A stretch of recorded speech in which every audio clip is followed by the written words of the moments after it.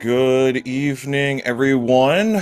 Thank you for joining us here tonight, racing a nice Invitational Playoffs Game 4 between I Like Big Boots and Mogliacci. We have Mogliacci looking to close it out tonight with their runner Orange, and we have then Zero Rush trying to keep the series alive for I Like Big Boots. Joined with me is Ben Creighton. How's it going, Ben? Oh, it's going good. We've got ourselves a hard MC shuffle seed. This is a rule set that's always fun. It's one of those. It's like the Omaha to Texas Hold'em of randomizer. It's just different enough from your standard open 7-7 or stand hard. It's always interesting to see how better runners than I am deal with that little logic tweak. Of course, because the tweak with MC Shuffle is we will not know what dungeons we need to beat unless we get, I believe it's the map. I know this is the mode that you loved earlier on Ladder last year, but yes, so we won't know what dungeons to beat, and you could go through a whole dungeon that was clearable and then only find a nice red pendant for your troubles. Yep, but of course the flip side to that is that with the maps and compasses out in the wild, every dungeon has potentially 2 more items inside it, so it's both more and less of an incentive to go ahead and dip some dungeons a little earlier. And now we have the runners start, both at Link's house, and they get a glove instantly. Okay.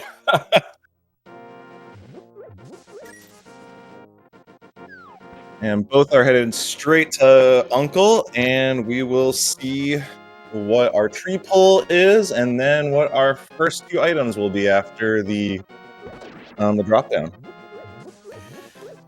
Yep, Orange having a little trouble with a red guard that just really wanted to get in his way, but he also does get a bomb drop from that blue guard there, so hey, that's nice. Yep, that will get you a couple more checks in Kakariko if that's where they choose to go next. Ideally, you want a couple more, but it at least gets you Blind's Hut. Yeah, and of course the joke is that Blind's Hut always has bombs anyway when you're most worried about it, but it's nice to know that you won't be orphaning an item in there, even if you have to go in just with the 1 bomb. Right, especially because both of our runners are very broke, with 1 rupee for Zero Rush, and also 1 rupee for Orange. But I guess we'll probably see what our stun prize is, since we also got the boomerang from Uncle. Yep, of course we'll need a a more reliable way to kill things before that becomes too much of an issue, but getting a little bit of divergence here. Orange is taking that early glove and single bomb, and he's going to go ahead and check out Back of Escape. Meanwhile, over in the Lost Woods, just 20 bucks, while Orange gets a heart piece, 3 bombs, and a small key.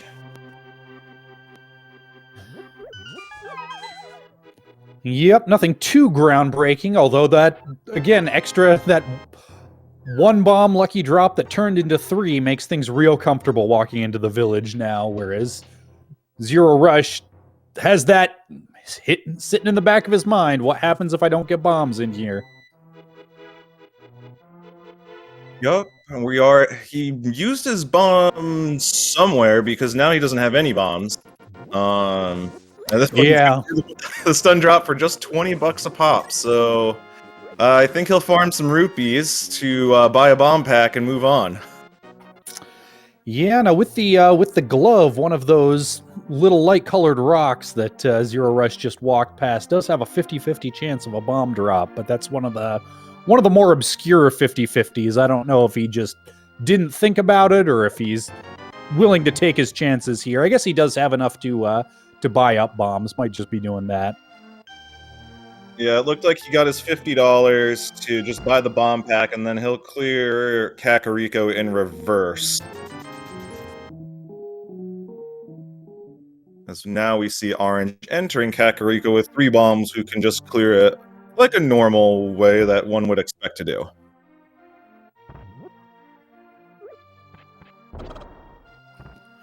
And ironically, the runner who was set for bombs remembered that 50-50 rock and picked up a fourth. And of course, there's bombs in the chicken hut, so... Of course, why wouldn't there be? The game's so friendly, you know? Yo, dog, I heard you like bombs, so I locked bombs behind bombs so you can bomb for your bombs. That's right.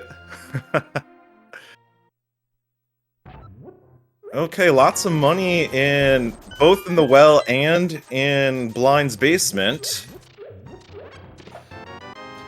Yep, that'll be $600 for each of our runners once they cross paths and pick up each other's tracks here. And that's a hammer as well, in the well.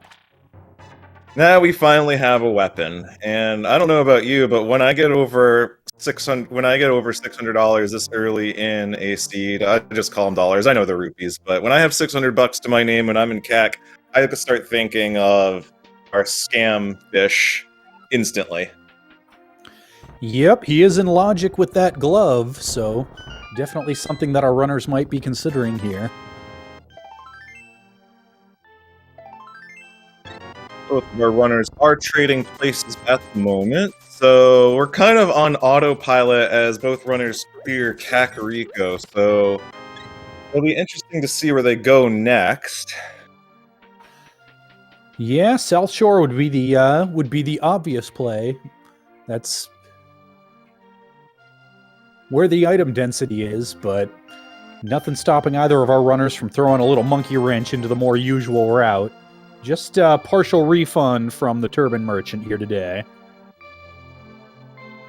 So far, aside from getting that hammer, which at least gives us a weapon, that's not too much in Kakariko today.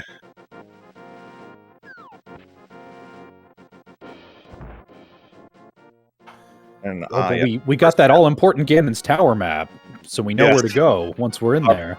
Our first map, the most useful one of them all.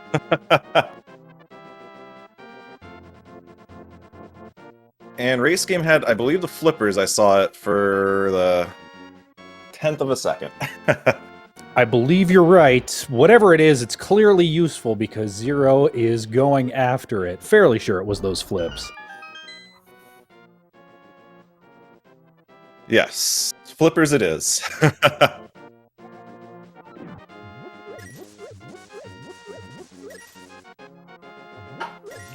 So having both items that put Zora in logic doesn't actually put him any more in logic.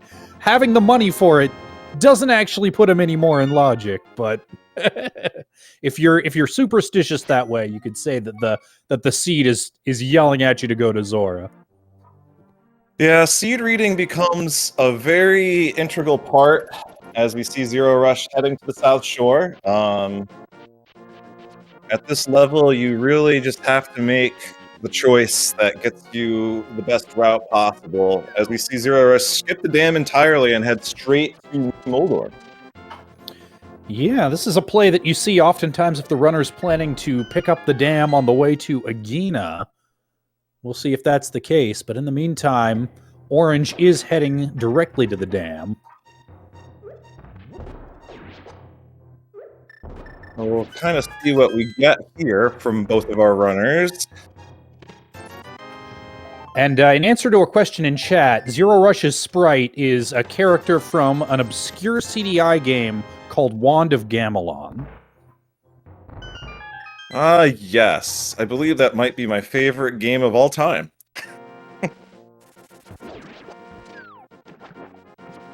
We have a splash delete from Zero Rush, who barely avoiding getting sniped.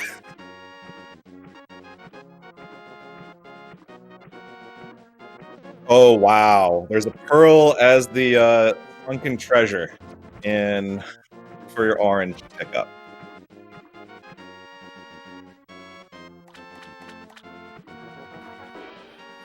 That changes everything. Yep, and chat's quick to correct us. Not a splash delete, but the real, the one, the only flippers, allowing Zero Rush to make this play. Zero Rush does get a bottle, though. from our camper below the bridge.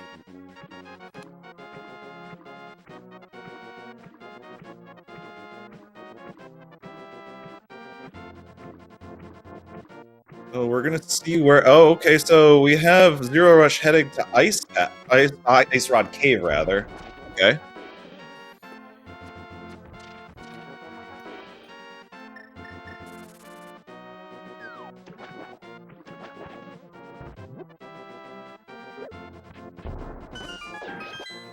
And it looks like Orange is going to be hot on his heels there. We'll see if they get any value there. And it'll be interesting to see when Zero Rush makes his way back around to the dam for that Moon Pearl. For now, he is continuing the route onto Zora area. Yeah, it looks like he'll probably go pay the troll toll with the scamfish next, and neglect that pearl for a little while yet.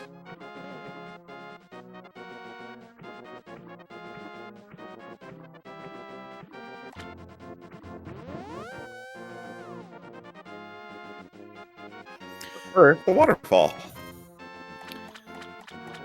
And he has a bottle, so he can check the potion here because it had a B in the bottle, so... But, not interested. Yep, Zero Rush has no time for safeties.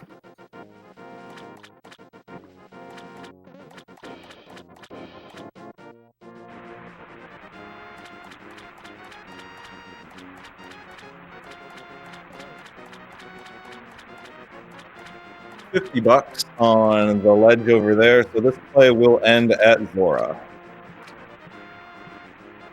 Chat saying 0 safeties. Nice.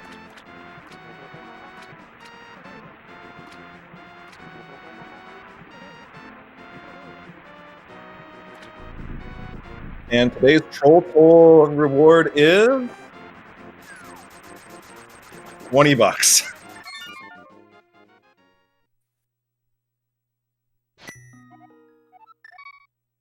Disappointment.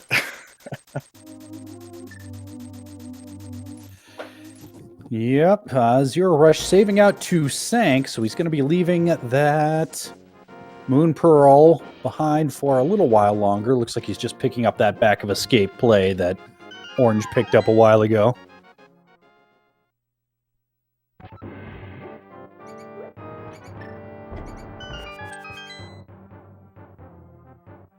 And what? Just in exchange for a fairy as a safety. Useful when you're at low hearts and green mail, because he is in one-hit KO mode from almost anything. Meanwhile, where does Zero Rush go next? Looks like he is headed towards the dam. That'll give him Dark World access and right by the portal south of Link's house, or he could continue on to Agina from there if he feels like being extra thorough.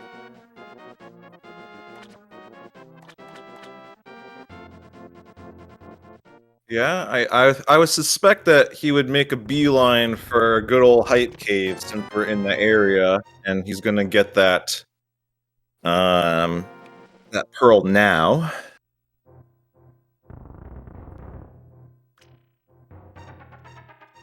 At least that's what I would do, but what do I know? I stink at this game, especially compared to these people. Which reminds me, give our runners a follow, as you'll see that those links dropped in the chat.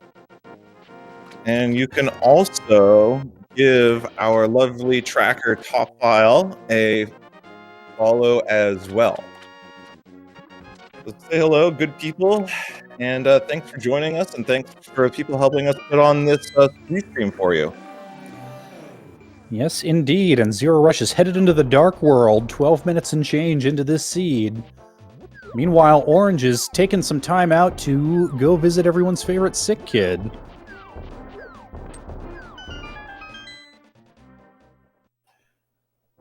Sick kid was faking. He had health this whole time.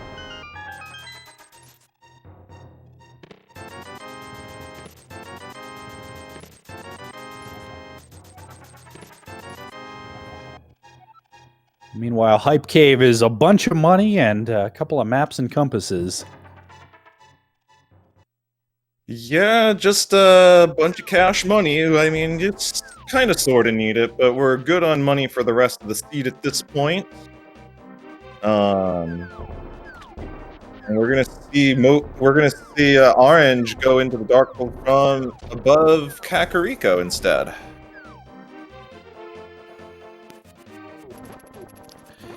Yep, looks like he's headed into the front of Skull Woods here. This is a play that it just feels better when you don't have a sword yet, rather than pick up each and every one of those bushes to get into Village of Outcasts first. Yeah. And meanwhile, we have Zero Rush taking care of the South Dark World after doing Hype Cave. Gonna end his play at the digging game. So far, hasn't really found anything too exciting. Yep, and our tracker, Tofile, pointing out in chat that Zero Rush bypassed a potential bomb shop check, which will let you know the locations of the 5-6 crystals, even in a map shuffle mode like this, where a map check won't do it until you collect those maps.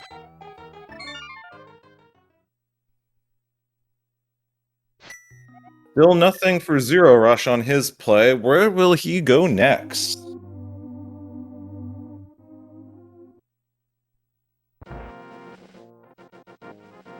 Sometimes you might wonder if they might do something really off script and, I don't know, maybe start climbing the mountain out of logic.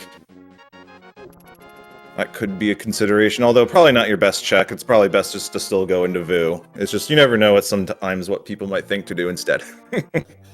Yeah, that's one of those crazy plays that you might do if you think it's time that you could make up later, but it's a little rough to be going for 2 out of logic checks when you've got so many possibilities in logic.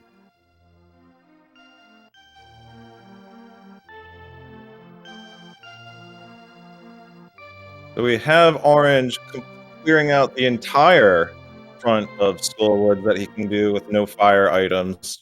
Definitely still looking for at least one item here in the front. Ooh, and he gets one. Yep, that was the Ether Medallion there in the Skull Woods big chest. It'll be quite a while before we know whether that's worthwhile. Also a Turtle Rock map. But that is the thing about this map compass shuffle, is that is a heart piece. We're used to Skull Woods being 2 items, but of course it is up to 4. So that dungeon dip into an uncompletable dungeon might make a little more sense, but coming up pretty dry for Orange.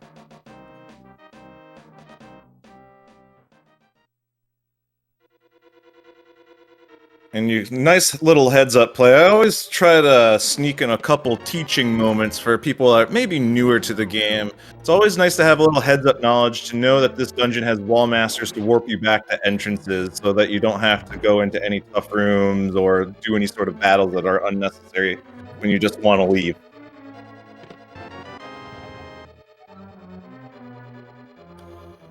Just 20 bucks on the bumper ledge there. And the big play that's kind of right in front of our runners at this point is a fully clearable in logic Thieves Town. They've both been fairly thorough in going into it, and of course we have no way of knowing whether it'll be a pendant or a crystal until we get that far. I mean, you gotta love doing a, I don't know, 6 or 7 heart swordless blind fight, right? Oh, these guys are pros. They can handle it. I can't. That terrifies me, but they'll be fine. Yeah, they probably will be fine. It's just more like, yeah, that's definitely something on the lines of thanks, I hate it. Yeah, it absolutely is, and it makes a lot of sense. Like right here in the brewery, Orange gets a heart container. In 20 or 30 minutes, that heart container will be negligible. This early in the proceedings, it makes a difference. Yeah, it gives you slightly more courage to make riskier plays when you have the health where you're not going to get knocked out, like, instantly. I feel infinitely better, say, doing a 6-heart moth fight versus a 5-heart moth fight.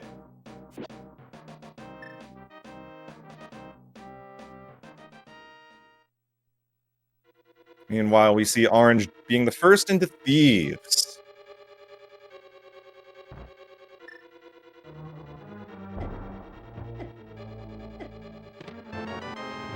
We have Topfile pointing out in chat that Skull Woods is a crystal.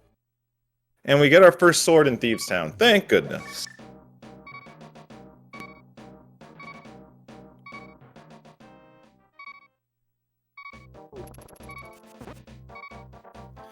And that's, of course, one part of the equation that will get us into the back of Thieves Town, or back of Skull Woods into that crystal. Still gonna need a fire rod, though. But there are going to be a total of 6 items instead of just 4. And hey, a nice palace map. That's cool.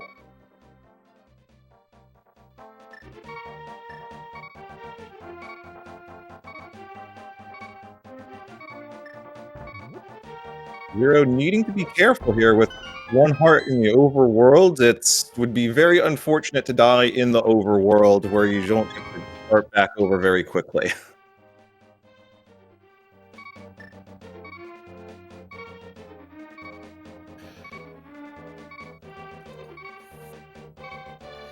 Yep, this is a situation where you could hardly be blamed for ducking into Thieves Town and go ahead and just take the death for the refill just for a little extra safety.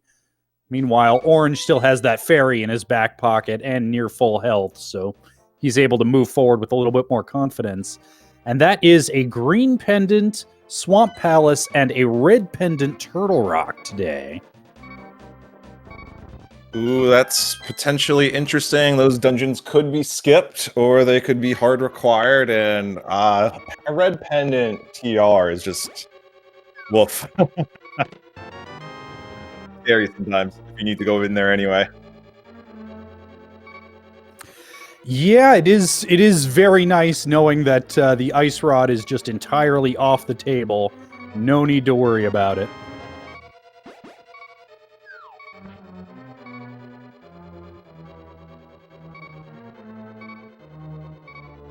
We have both runners now in Thieves Town, with Orange slightly ahead in the dungeon, having bombed the floor and is now headed to the basement. Aside from that sword, I don't think really anything else interesting has appeared for our runners so far in Thieves Town. Yep, and Zero Rush still, ooh, as I start to say, still rocking pretty low health. That's a rough spot where those Zyzacs are hiding underneath a foreground element. You can't tell exactly where they are. They don't move fast, but their movement is RNG dependent. And sometimes they zig when you hope they would zag. Yeah, and being in the Dark World with Green Mail, everything hurts just extra hard.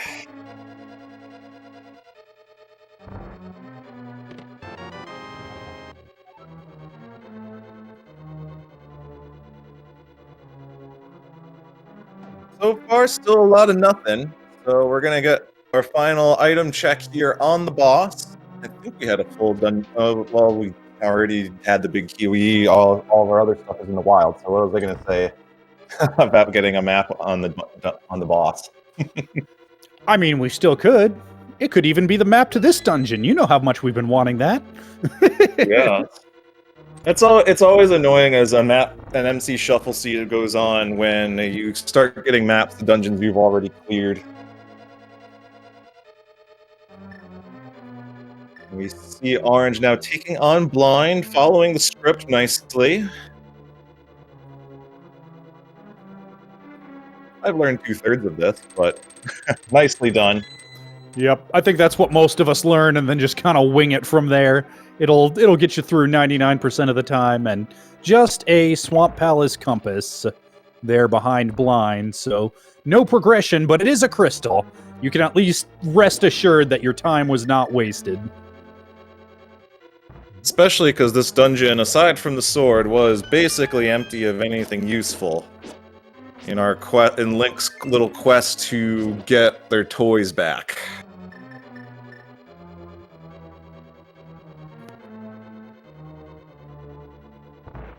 Now we just see Orange gonna kind of do the same checks that Zero just did before dipping into Thieves, so we'll get some repeat checks, and we'll see Zero finish this dungeon as well. Yep, and the big question is, once Zero gets done with his blind fight, and once Orange gets done with Hype Cave, and they've pretty well covered each other's tracks, where do you go from here? You've got pod access, can't do anything. Well, can't do anything against Helmasaur without the bow to get to him. You could. That would seem to be the big obvious density play, but you could also head to Sage's Closet in Eastern. Couple of decent options ahead of you. Yeah, I think probably I would check the closet really fast first, but then if I'm in Zero Rush's shoes right now, before I leave Kakariko, since we have tons of money, I would buy a potion, so that way I could go to pod and potion glitch my way through the front in case we are bow locked out, so I can still clear the rest of the dungeon anyway. Yeah, that's a good point. That would be a real heads-up move. Just get that little extra bit of value. And Orange goes ahead and... Oh, I saw the Skull Woods. What was the other red crystal there? I was watching the blind fight, to be honest. At least I can scrub back through the VOD, unless we had an eagle eye in chat to help. Oh, Mire, thanks, chat. We had neither or helping us out there. Good job by Zora collecting Zero rather collecting their chat. I mean their crystal. Wow, my words I'm getting a little tongue tied here. Sorry about that.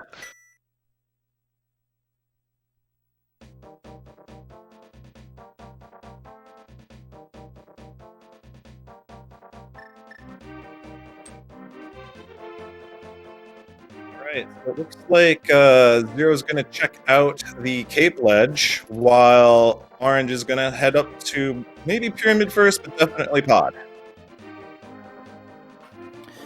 Yep, he's at the very least going to check out Pyramid, and then he'll have his choice between the density play for Pod or the thoroughness play into Catfish, insurance against orphaning anything. Yeah, I'm relatively newer to Rando than some other people in our community, and one of the things that, as I've been getting better, is I'm still trying to puzzle out when to go to the stupid Catfish, because it's often not anything important, but when the times it has a Fire Rod or a Cane of Samaria, that can often explode me.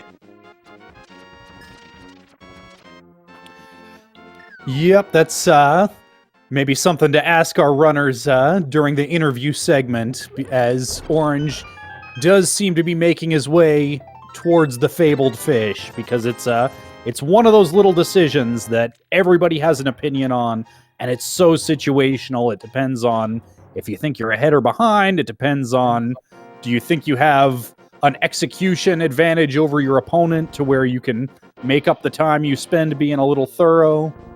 A million things that go into that decision. And he does do the heads-up play by buying a potion on the way, so he'll probably be setting up for flip as well into Pod, as we have Zero Rush going into Eastern, doing the full Eastern dip play.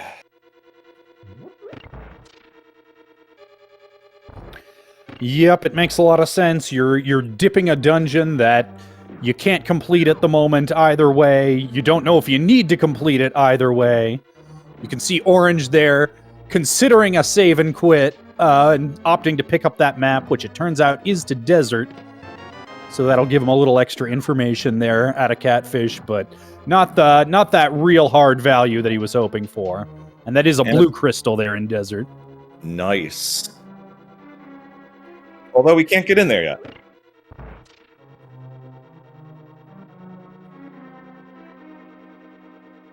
It looks like Orange is just going to follow Zero Rush for the moment, so we can keep an eye on Zero Rush as he's going to be ahead in this particular set of checks. There's a lot more hearts, though. Yeah, I like the play here. Go ahead and get your Sage's Closet out of the way. It's possible you find something there that might change your routing, but otherwise, without the mirror to link these dungeons together really efficiently, might as well do Eastern first, and then you can always head south with that hammer and hit up the Dark World portal to do pod afterwards if you feel like you have to.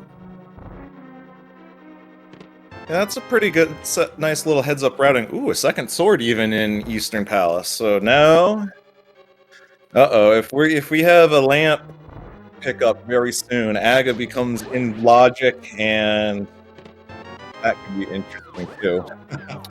Yeah, we did not get a lumberjack check from either of our runners, I don't believe, and it looks like Orange is going to go ahead and bypass Eastern for the moment. A little more divergence here. We're going to see some pod. That could be a very interesting play. I mean, since you can't beat the dungeon and you can just use the bow on the boss, I mean, he's going to have to go the non-combat route because a plastic sword isn't going to do much in fighting anything in here if he has to, unless he uses the hammer only. Yep, fortunately, that hammer doing tempered sword damage and being able to quick swap over to the boomerang, I don't think he's too terribly worried about combat at the moment. Yeah, it's just, it might not be as fast as being able to take things out with a Master Sword.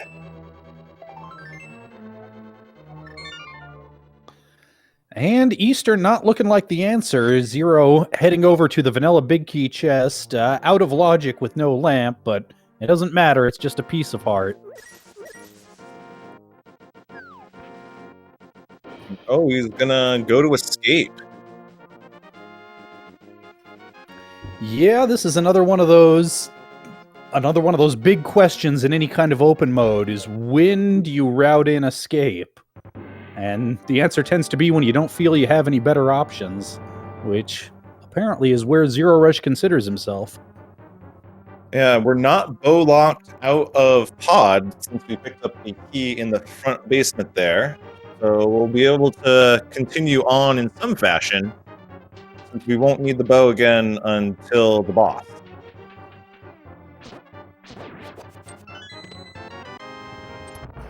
Ooh, and there's a mirror. That's one of those real middle fingers RNGesus likes to give you. Bet you wish you'd had that when you were over in Pod Eastern area. That's unfortunate for Orange a bit. He'll have to go there eventually, but when?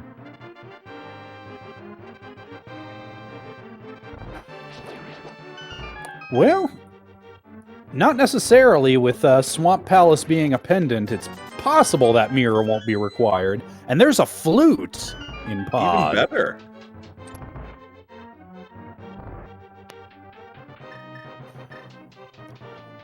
So this is where we might start to see things really diverge in this race that up until now has been largely our runners covering each other's tracks.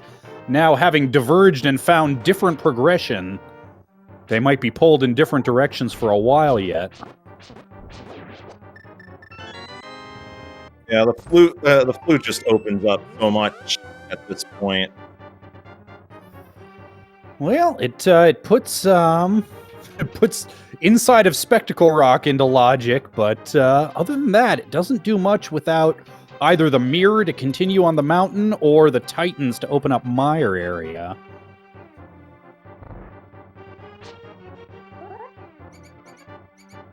Meanwhile, we have Orange picking up our first invincibility item, so that could eventually put Spike Cave into logic.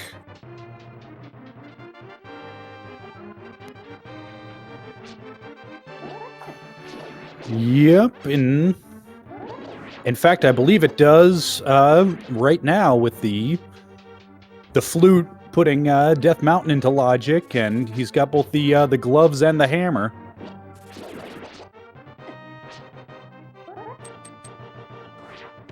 And we have Zero Rush saying, "What flute logic?"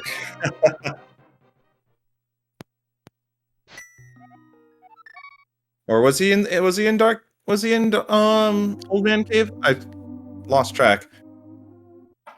No, that was Dark Cross just Oh, now. my mistake. Now he's gonna go to the mountain. I was getting ahead of myself. There we are. Yeah, it's an out of logic play. We know that he needs the flute from Pod to put it into logic, or lamp from who knows where. But with the mirror to get him up to Tower of Hera, and then the hammer to get him to East Death Mountain from there, that's a whole lot of checks from this play. Yeah, I mean, that's just the most attractive option. I can't imagine going back to Hyrule Castle to get that mirror anytime soon. Yep, and Zero Rush, having just come from Pod Eastern area, probably isn't eager to double back there, hoping his decision to peace out was the correct one, which it very well might be if he finds a bow up here. Might turn that double dip into a single.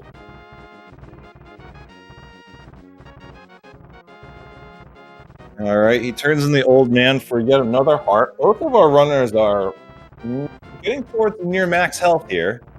Oh, a fire rod and pod along with that flute. Oof.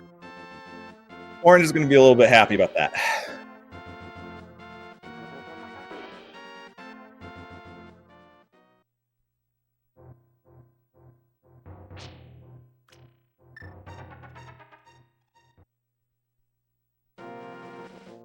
Now, I wonder if he's just going to go beat up Mothula at this point. Looks like so, because now that's in logic, and a crystal for us. We know that's a crystal. Yep, one of the 5/6 crystals too. So, anytime you've got an obtainable crystal, it takes some doing to pull you in any other direction if you've got much of a choice.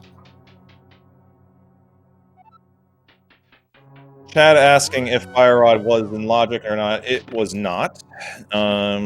If you, as you get better at the game, one of the things that you should learn is Dark Room. That was Dark Pod Maze. Slightly difficult, a little harder than Old Man Cave or Eastern Palace, but it's very beneficial as we saw today. So definitely recommend adding that to your repertoire as you're able to do that. Yep, and Orange leveraging that flute to make the Agina cleanup just a little more palatable. Spotted half magic on the desert ledge. Won't be able to get back for that without Titans and Mirror or else Book.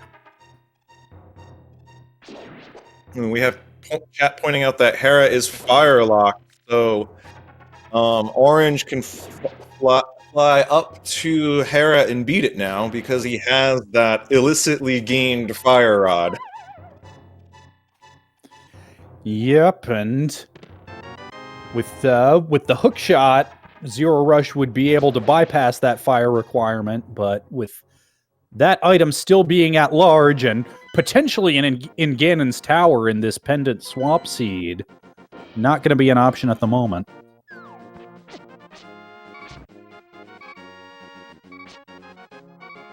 Zero Rush has to be a little bit careful of all those Tektites hopping around since he only had 2 hearts, but he got through.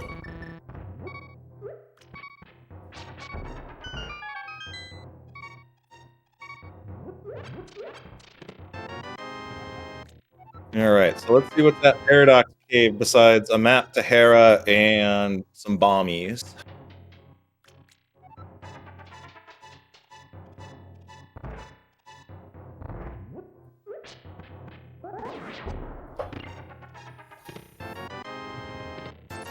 Second coin, we got the Quake Medallion so far, and then, let's see. That's just it. Yep, whole lot of nothing.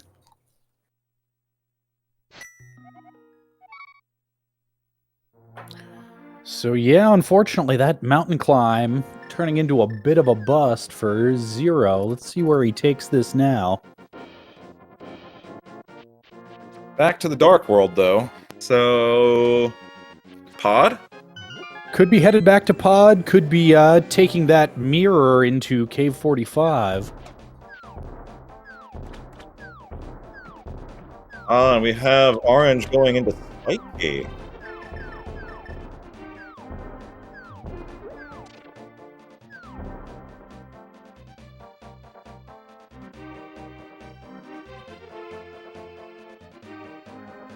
Okay, here we go. 2 check right in a row. Oh, a big 20.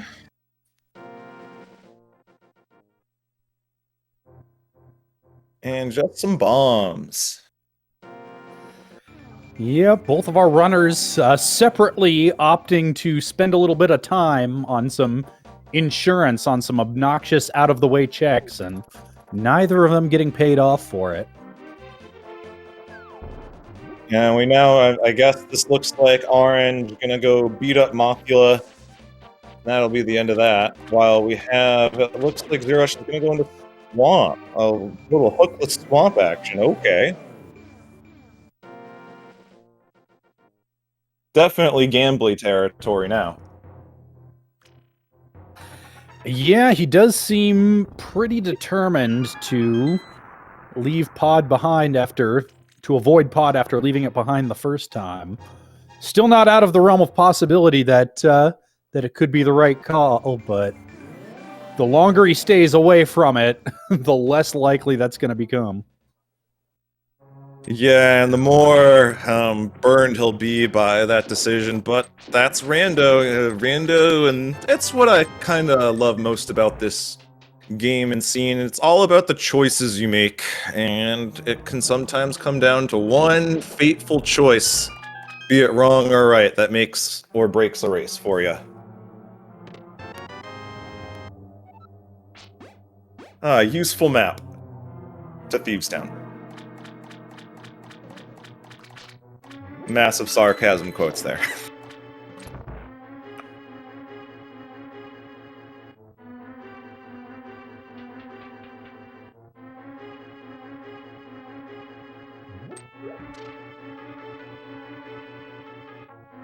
So we have orange going to make a beeline straight for Moth.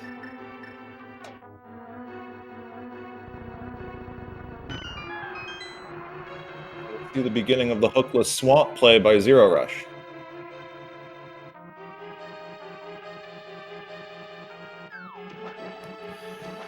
And orange with some heads-up play, knowing he had limited magic to work with, and a fighter sword, which would make it very time-consuming to kill the Gibdos without magic, had exactly enough for an ether shot to clear out the Gibdos, and then 3 fire rod shots to light the torches. Great work. Great game knowledge on Orange's part. And look at this hammer moth fight. Easy peasy, as if it's not hard at all, right? Perfect.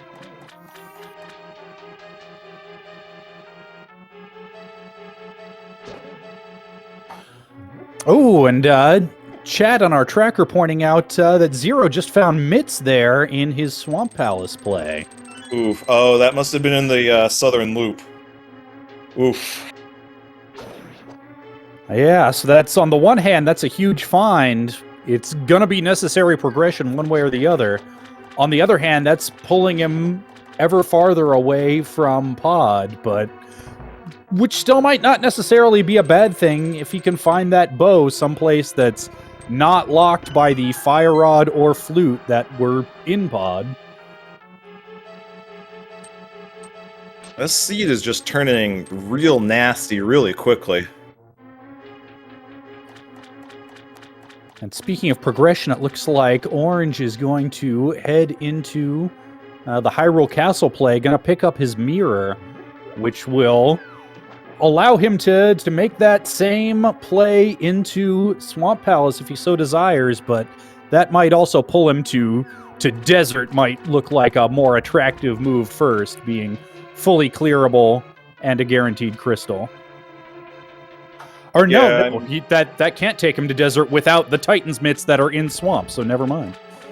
Yeah. We're getting funneled a little bit now here at the 43-minute mark. And Orange is gonna go beat Hera now, though.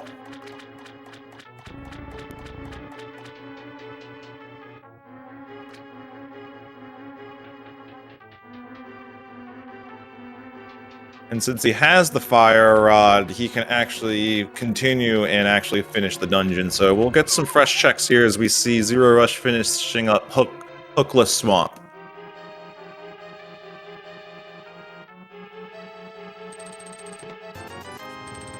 And that's it. Oh, unless he did the right side first. No, he didn't. Okay, let's see. Oh, big chest. Oh, they picked up a big key. I missed that.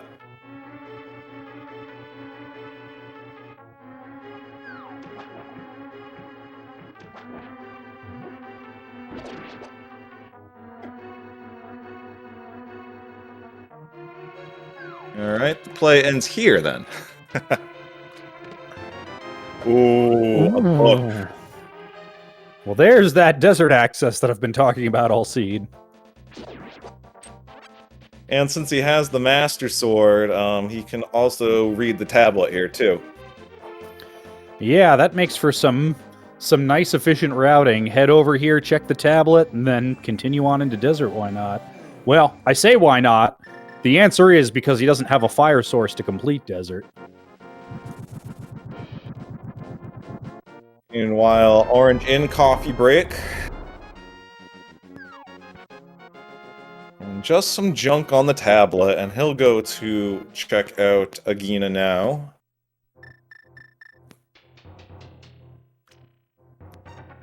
So 45 minutes in, no boots. How are you feeling?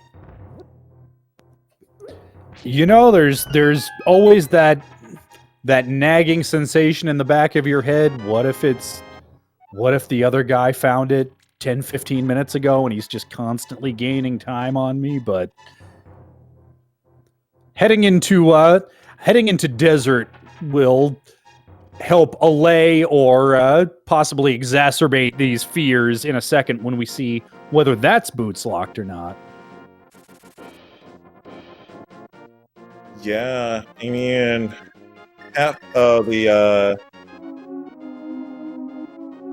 no, this is hard. Oh, yeah, that's right. We're not in SGL hard. That's right. There's still half magic. I thought I saw half magic on the ledge over there, but I was like, wait, there's no half magic, but there is. Yep, we're living in our weird future world with multiple competing hard modes. This is the website hard mode. You won't see any blue mail. You won't see any silvers, but half magic's in the pool.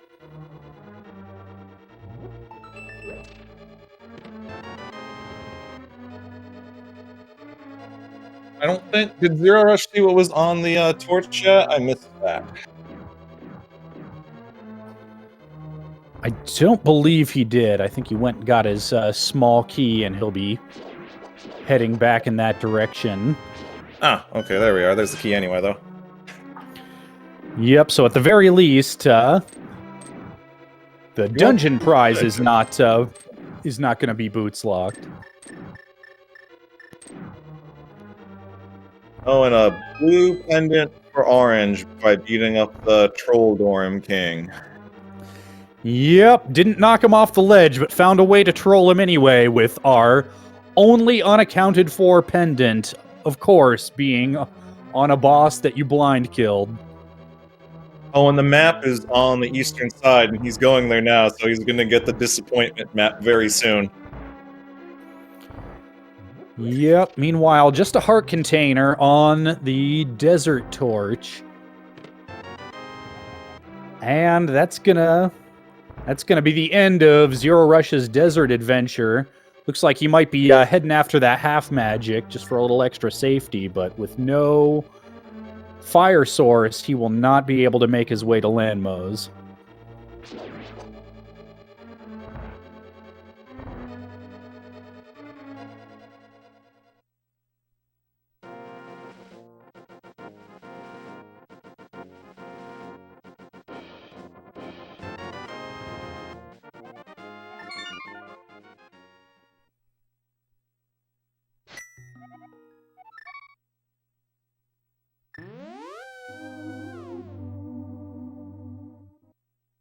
right, where we have Zero Rush going next?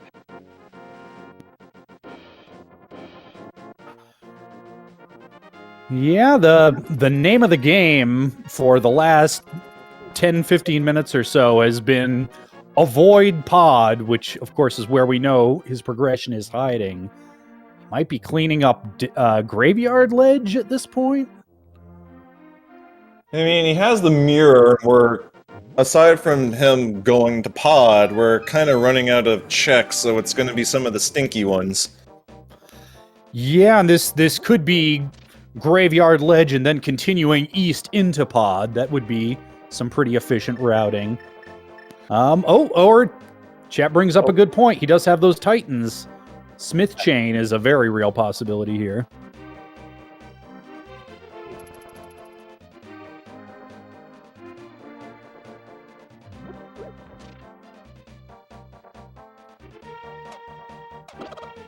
I'm gonna start with the hammer pegs, though.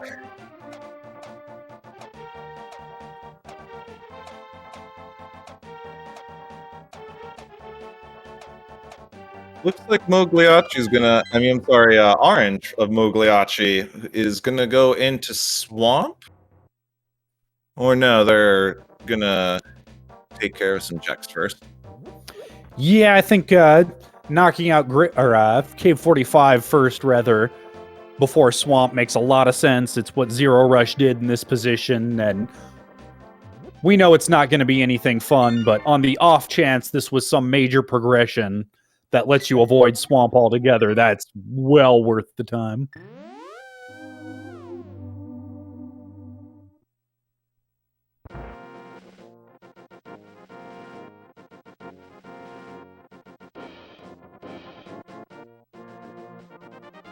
Meanwhile, now our Smith is going to be returned, and we see Orange returning to the swamp area.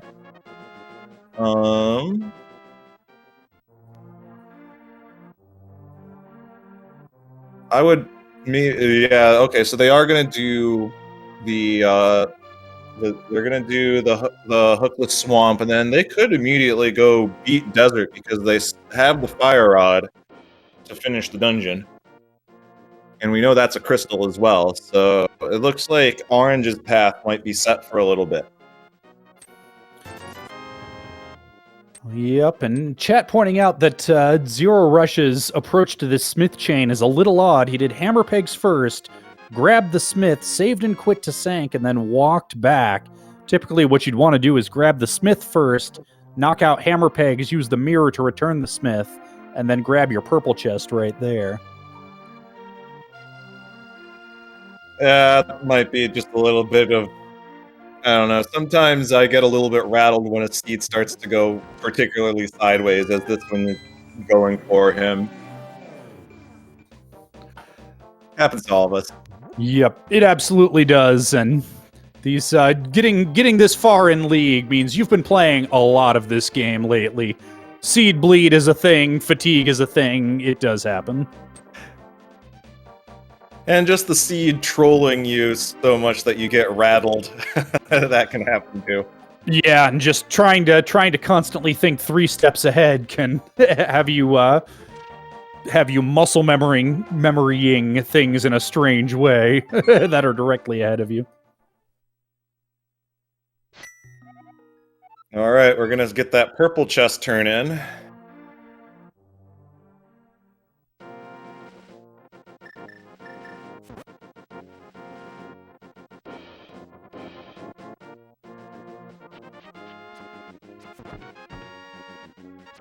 We're gonna see Orange get their glove now, and now we're gonna see what's on the purple chest. We are really running out of things to do.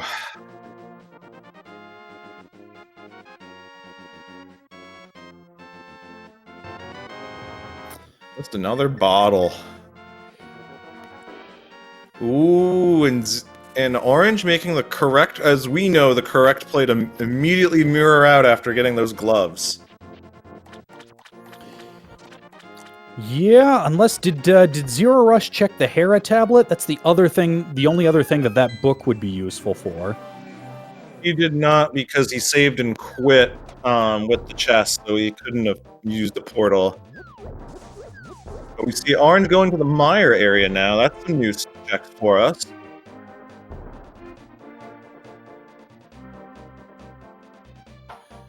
And just Ether to get into Mire, which was the first coin that both of our runners found, so not a problem there. And that's Orange's second sword, along with the third coin, the Bombos, so no worries about getting into any medallion dungeon now.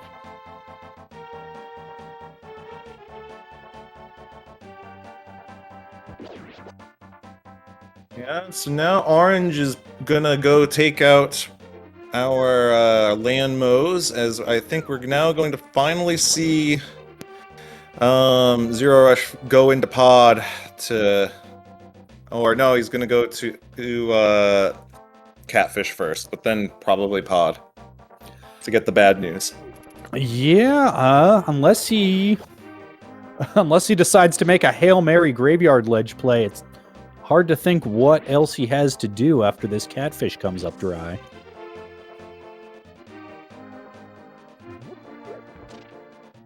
I don't remember where Zero Rush got their second sword, because we've now seen 3, and both have missed a sword somewhere.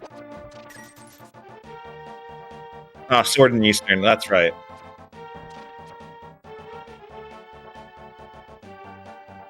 Thank you to our lovely tracker, Top File. As a reminder, you can give them a follow, or if you don't mind listening to us talk, you can either follow Ben or myself as well, and of course, don't forget to follow our lovely runners as we get a map from Catfish there of Desert Palace.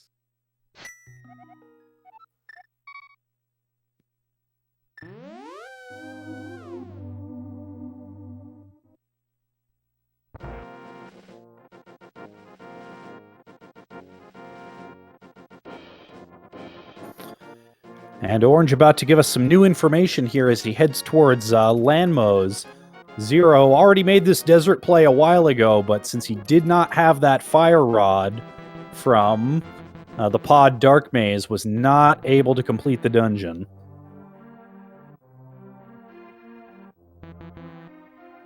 Yeah, the longer that Zero Rush is putting off pod, the more this is gonna really put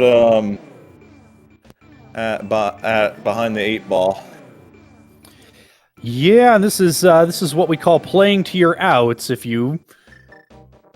Zero Rush has to know at this point, if pod is the answer, then he's already way behind. And so you have to, even if it's a bit of a Hail Mary play, as this what looks to be a graveyard play certainly is, he's just got to do it and hope. And I mean, I suppose if it's Bo, that could come a little closer to evening things up. Yeah, I mean, chat pointing out that Orange can go into Ice Palace and kind of continue some new checks there. Let's see. 10 arrows in the boss.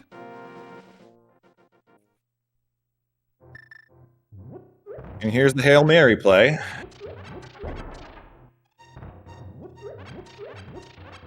Okay, Zero is definitely rattled. Missing the bomb toss. And just a heart container there in Graveyard Ledge. That's not going to be the thing to save him. Looks like he's taking a second to consider his options.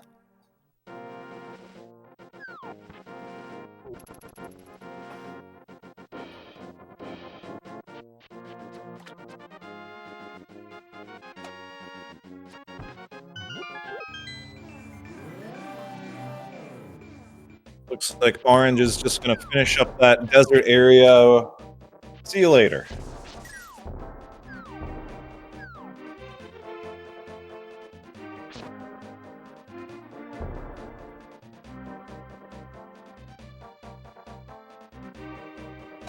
It looks like Zero Rush is finally going to pod. Yeah, that's not a good feeling when you're closing in on an hour and you only have the one dungeon clear to your name. Yeah, that was me yesterday in a ladder race where I eventually got steamrolled. Where I'm like, man, what kind of scrub only has one crystal in an hour? You kind of And yourself. No one here is a scrub by any means. That's not what I'm getting at. But you just start kicking yourself, being like, man, I stink. yeah, I mean, some seeds are kinder and some are crueler, and sometimes the same seed can be kinder or crueler depending on how you route it. Yeah, and then there's also just the restream curse where, it's as if the game knows it's like, oh, you're gonna be live in front of hundreds of people. Clearly, I must publicly humiliate you.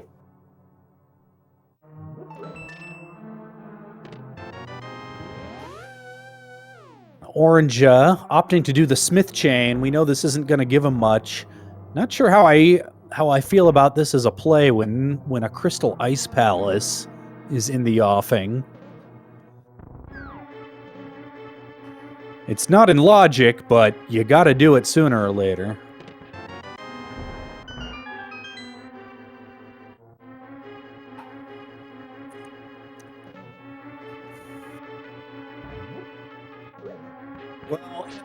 Well, chat pointing out that it is in logic. We have the Bombos medallion. So we can beat ice. It's going to be kind of annoying, and I hope you practiced your Ice Palace bomb jump recently. Yeah, it's always nice to put off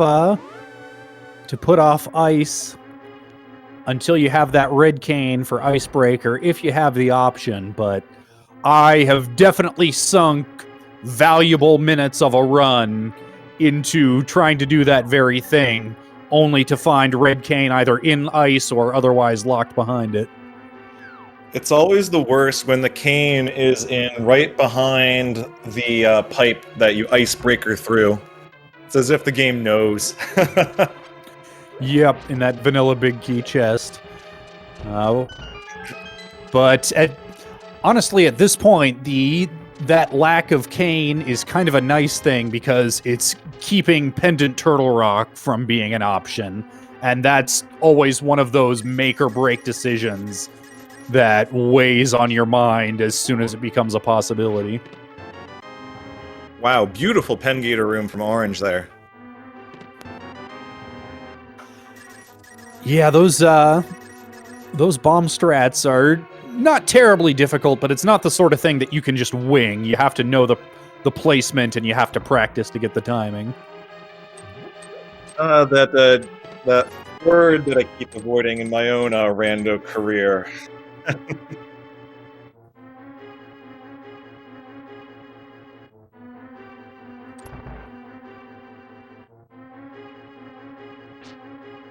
Yes, as chat's saying, perfect execution. When you're in the Invitational League playoffs, your execution is top tier.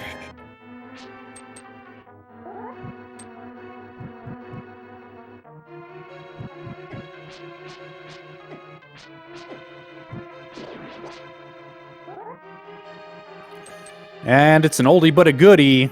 It's the Ice Palace bomb jump. And Orange pulls it off first try, like it ain't no thing.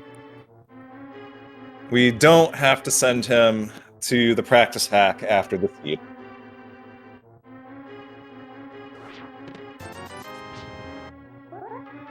More sweet mom strats.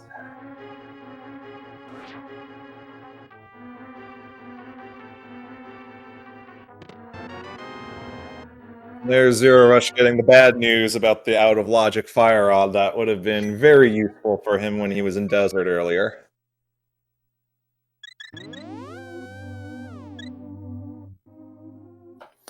Yep, he's gonna head there to turn in his in-logic flute and continue with his seed as Orange moves deeper into Ice Palace.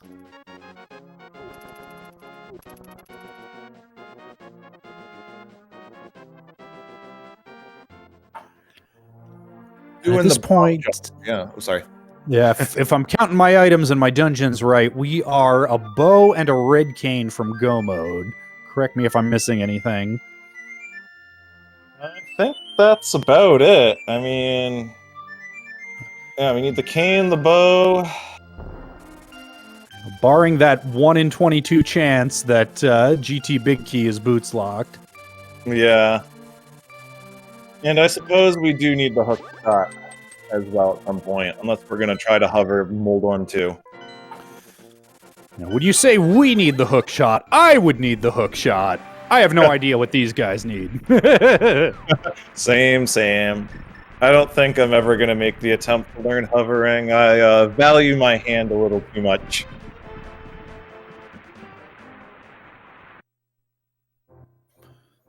And Homemade Beer, who I'm going to assume knows Ice Palace key logic better than I do, is reporting that Ice Palace not hookshot locked.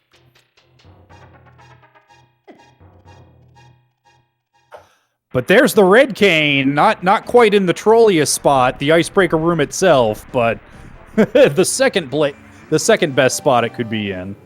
Oh boy. It's looking really nice for Orange right now, and as a friendly reminder, in the series, if Orange wins this game, they advance and end I Like Big Boots' invitational season. So, gotta wonder what he's thinking about now. Like, he might be the first to get the cane, but how is he feeling about getting that cane so late?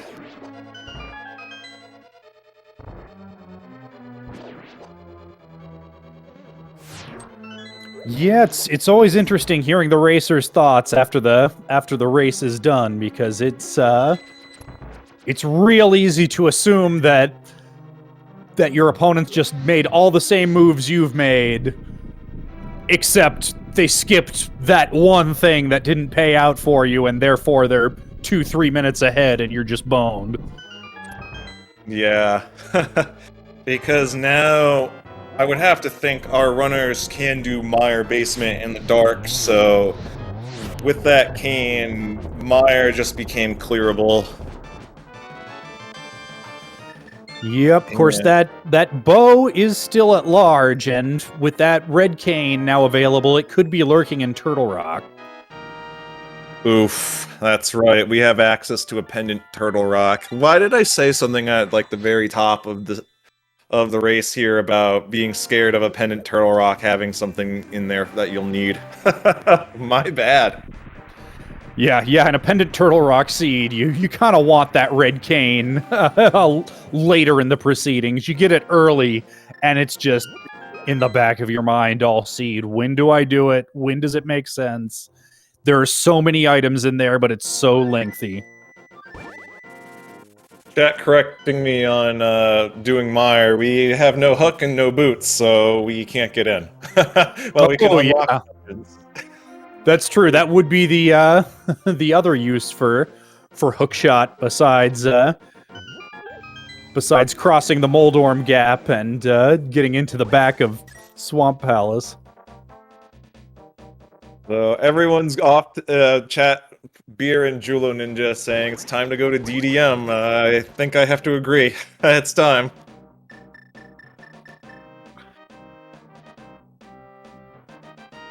Now over an hour with no boots. This is truly pain.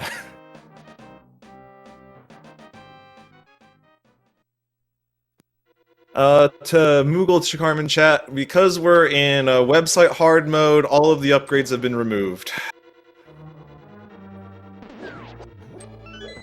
Yep, we have at this point maxed out on shields and swords. We were maxed out on mail from the beginning.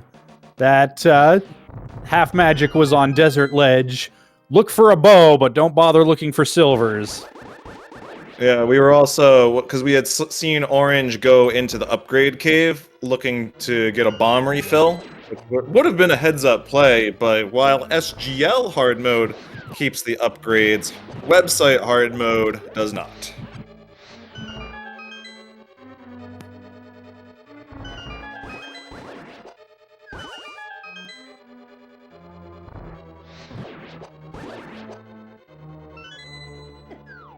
Well, we're taking the slow way, the only way to Dark Death Mountain. Let's check it out. We got Super Bunny Cave, and that's kind of about it. Otherwise, you gotta just go into good old TR.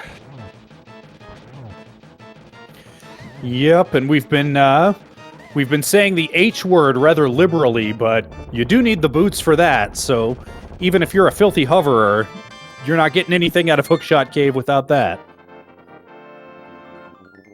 Yeah, this is just the nice, we're smelling the roses while checking out every dungeon in the game, you know. Just showing off the game for all of its beautiful art and music and overall game design. Not a speedrun.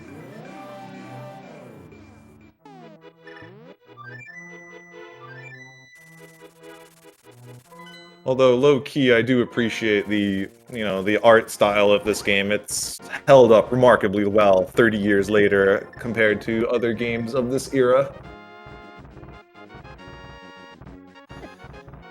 Absolutely. And looks like Zero Rush is going to be climbing the mountain. He's in for more disappointment if he heads into Hera. Yeah, that is unfortunately going to be a pendant dungeon, and I don't think they know that. Yep. Now they do have the book, and that ether tablet is pretty much Zero Rush's only out. Oh, right, because Orange didn't check that yet. Yeah, Orange never found the book. He pieced out of Swamp Palace as soon as he found that those Titans. Ooh, that could be very interesting. But if that's the answer, we're gonna have to wait a little longer because Zero rushed his way directly into Hera rather than check that ether tablet. Unless he checked it before and I missed it. Don't think so. I think this is the first time he's been back to the mountain since getting the book.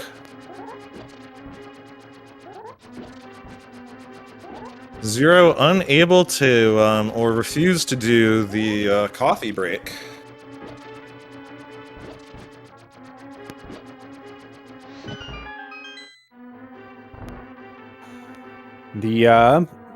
Of course, chat loves to speculate on what could be hiding on that pedestal. We have not seen a ped check. It could still be bow, can't be hookshot.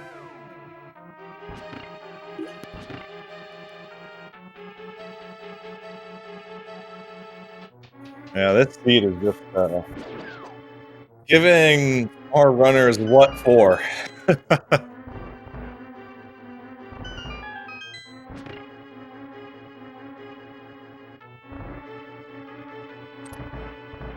So far, nothing of note in Turtle Rock. We know nothing of note in Hera. Yep, but much like Pod, Turtle Rock is one of those dungeons that likes to hide its goodies towards the back. Slightly less so in this map compass shuffle, but nothing too exciting quite yet.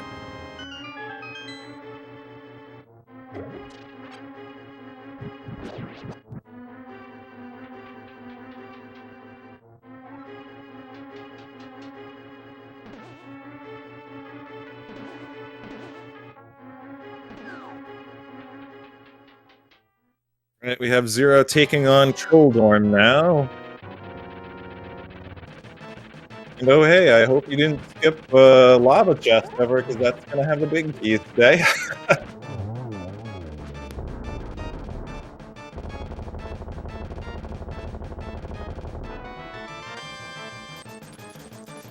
Zero Rush getting $50 and some bad news from Trolldorm today.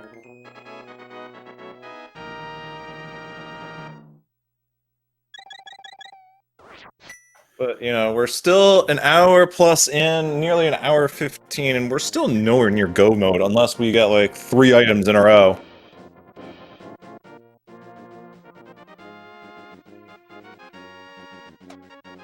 Well, let's see, we had someone in chat say, Lamp Mimic Cave. I've seen that before in a race I've done. I wonder what it'll be today. Oh, Zero Rush is just refusing to check Ether Tablet. Okay. I'm not sure if Lamp can be in Mimic Cave. I wasn't paying close attention to the key layout, but the fire rod was lamp locked.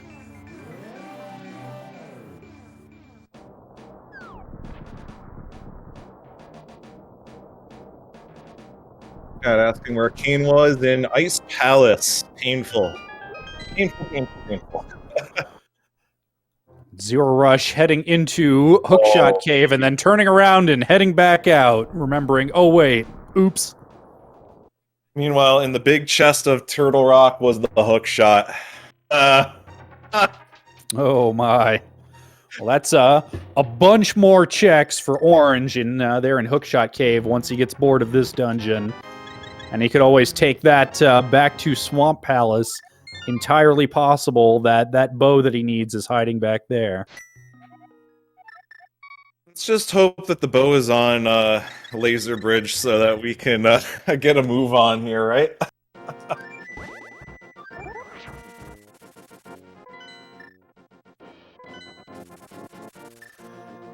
And Laser Bridge, of course, logically lamp-locked thanks to this rather interesting dark room, which, I mean, at this point, if we haven't found the lamp yet, we're probably not gonna, but it makes me wonder, where the heck could it be?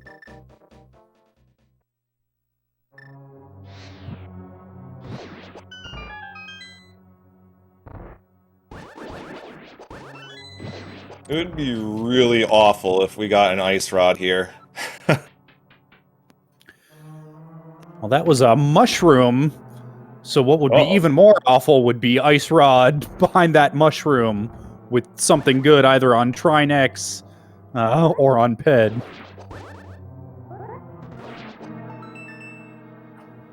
Alright, play is over. Yep, and meanwhile, Zero Rush has pieced out of his mountain play without checking that Ether Tablet, which is basically his only out left in this rather rough race.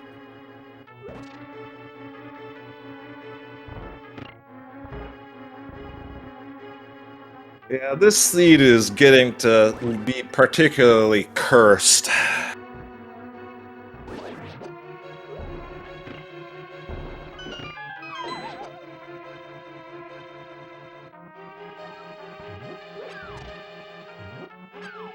Now it's time to go check out the rest of Hookshot Cave, and maybe we'll see Orange if they can remember to go check Ether Tablet as well. Well, it would be a real trick to do that without the book, which is currently hiding in, Swamp Palace big chest, I believe. Silly me thinking both runners have done the same thing to have the same loadout. Yeah, well, that's the thing. They've done most of the same stuff. That's the major skip that, or the major item at least, that Orange has skipped that Zero has not. No, Jolo in chat, I don't know of a glitch to check the tablet. And there's the bow, putting Oh, boy. Orange in go mode here at an hour, just shy of an hour 17. Ooh. You gotta think now Orange is feeling particularly good about his decisions to dip TR like that.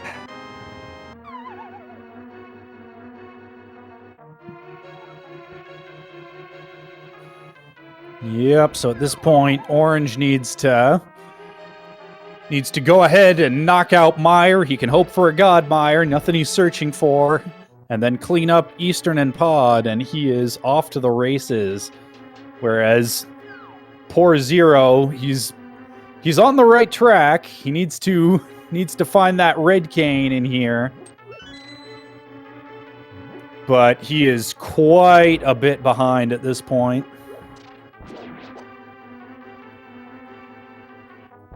Yeah, it's just kind of rough how it shook out. The seed was just cursed. I mean, both of our runners kind of had rough decisions to make, and then eventually, it was just Orange made the right one. Yep. Chat pointing out that it's not over till it's over. In the vanishingly unlikely event that GT Big Key's boots locked, and those boots are hiding someplace weird, Zero could still have a chance. Yeah, because yeah, I mean, Orange can't put their head down and just like skip all checks aside from getting big keys. They have to hopefully probably still get boots, because I would still be looking for boots because of that, you know, that potentiality there. Yeah, it doesn't do to go too far out of your way, but certainly checks that if you happen to be on the same screen, why not?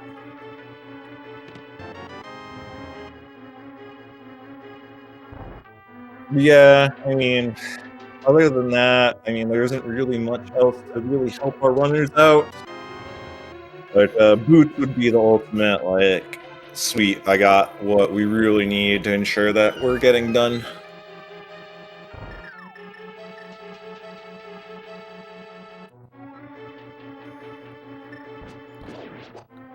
All right, Right now, on the chest, on the big chest after cutscene, rather. Sorry. yes, indeed. This is one of those rules of key logic that you learn, and I'm sure somebody smarter than me could explain the reasoning behind it. But if you do find a small key in that chest north of the torches here in Mire, that means that logically the big key has to be in cutscene chest. Yeah, it's something to do with the layout. So the logic wants you to use your is accounting for you using your keys as inefficiently as possible, so you can't get key locked out.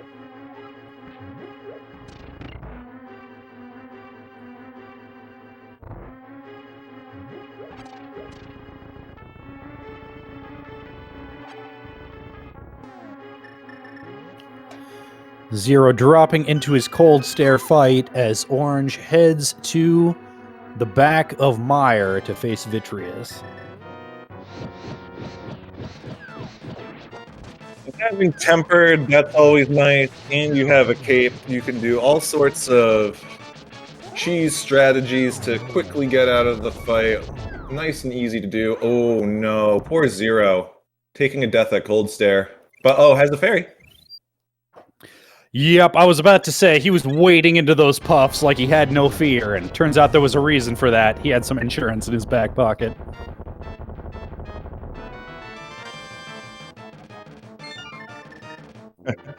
People dropping the F calculators in chat. I'll drop my own Rocket League reference of what a save, what a save, what a save.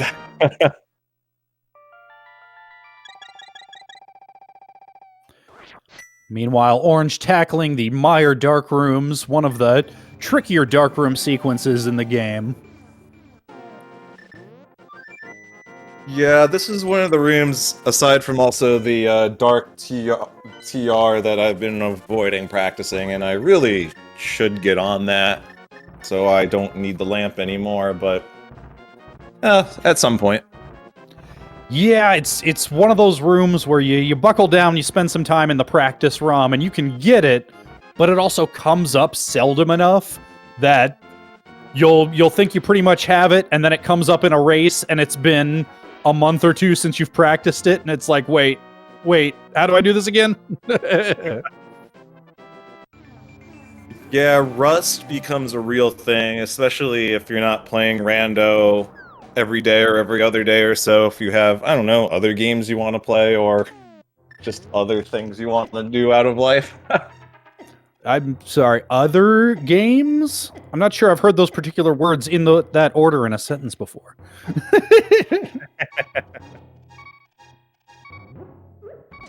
The fire rod was in pod to answer chat. As we know. Pod, Dark Maze specifically. Or Big Chest, I suppose, locked behind Dark Maze, logically. Yeah, but especially for these runners, lamp logic is for suckers. We don't need no lamp logic. Yeah, it's one of those things that can be good to be aware of if you... if not having a fire source becomes an issue, knowing where your fire sources can be, or if you find something that's logically locked behind a lamp. Yeah, that is a skill that I have to really work on, especially when I get really far deep into some out of logic play. Kind of, remembering that, hey, I can't possibly find this thing I'm looking for because every single check I'm doing lately is all out of logic. And there's the lamp. That's what was hiding on Ether this whole time. Oh, very nice. Thanks, I hate it.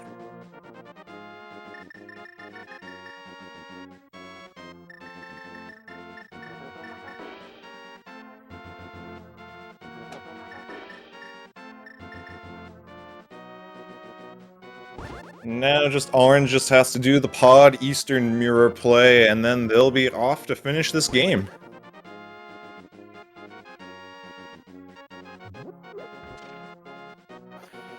Yep, Zero Rush has some Turtle Rock to go through to find the hookshot leading to the bow and hookshot cave and enter his own go mode, but he's going to be doing so quite a few dungeons behind Orange at this point. Yeah, it's just unfortunate. As I believe Orange got go mode at an hour and like 14. Sounds right.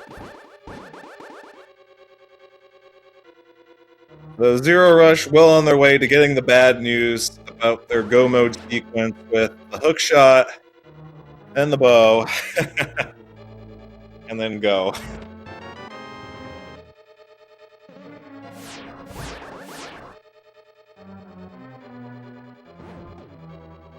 Just some particularly insane intended logic of the seed, though, with that book, required for that lamp.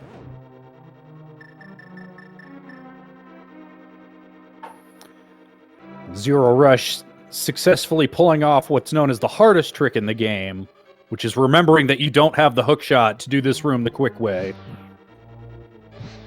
Yeah, anything muscle memory related, because you're supposed to have certain things by now. Always a challenge. As we see Orange taking out the Helmosaur King, now just has a quick Armos Knights fight, and then they're off. And yeah, as chat has been pointing out for a bit, there was nothing over here on the right side of Turtle Rock, so that hookshot is not in fact lamp locked.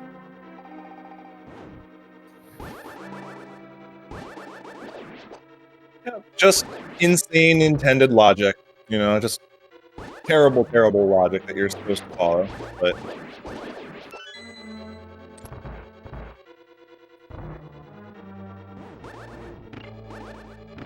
very remarkable boots list, when we're talking about dropping, sub 140s here with this particular set of circumstances. Very remarkable, in my opinion. Absolutely. But yeah, this circuitous logic, for about literally the first year that I played this game, I had no interest in racing, never thought I'd be good enough, and so I steadfastly refused to learn any glitches or any sequence breaks, even though I was playing it almost every day, because I said, no, then you're not playing the game. And then somebody told me that there was a bomb jump that made Ice Palace faster, and I said, oh, yeah, never mind. Principles, what are those? Convenience, please. Yeah, I started really racing right when Icebreaker became legal, and when I saw that, I was like, wowee, just stupid ice physics, please. I'm a simple man. If there's a glitch that makes Ice Palace quicker and easier, I'm in favor of legalizing it.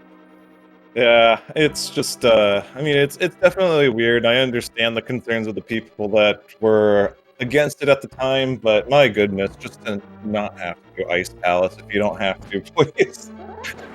Get me out of there.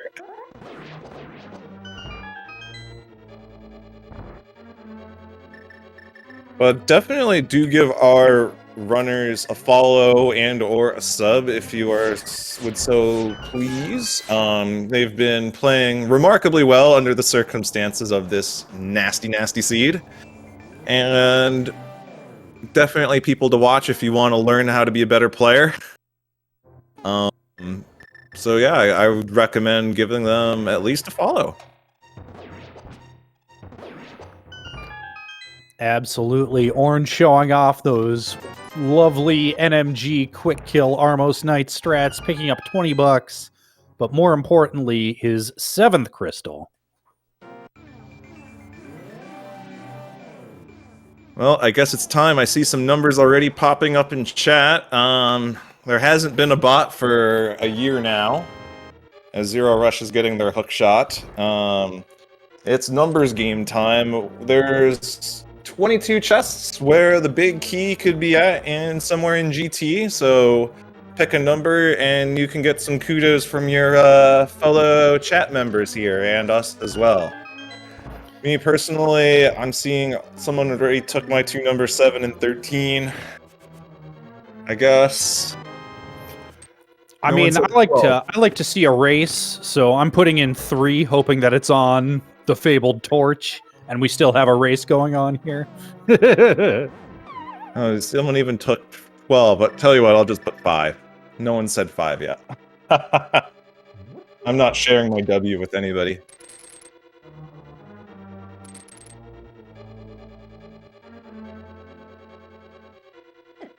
So we see Zero gonna finish TR, which means he won't really get anything, but you just have to continue at this point because you're still looking for a bow in their shoes.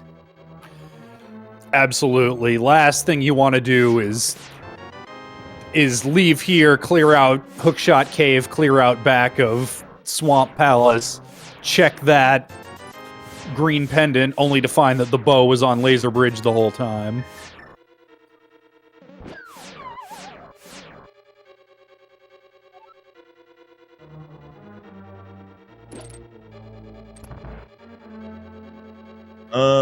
Did I miss Zero Rush getting the ice mod somewhere?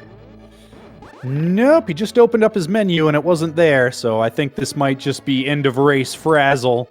He's about to, if he gets as far as that Trinex fight, he's in for some disappointment. I think he's collecting the mana, as that's pointing out as well.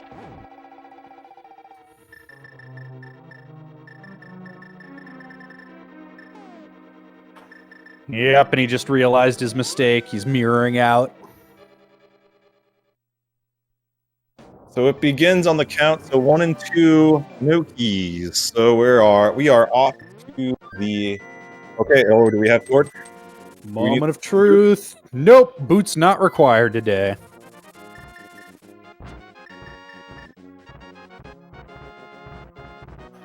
They may logically be required because key logic makes fools of us all, but fortunately there's always that one GT small key door that there is just no reason ever to open, so you've got some nice wiggle room. And there are the boots anyway. It's fine.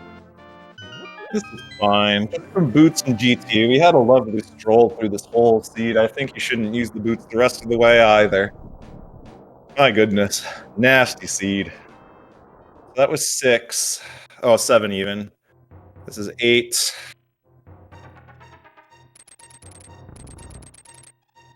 This seed is ruthless.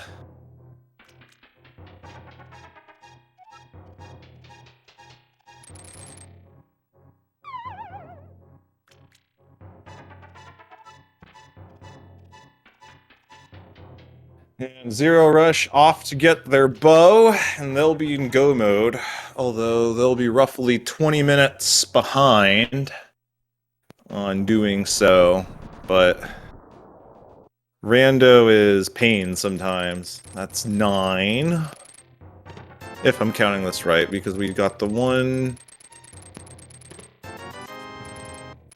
Is Rando Room the answer?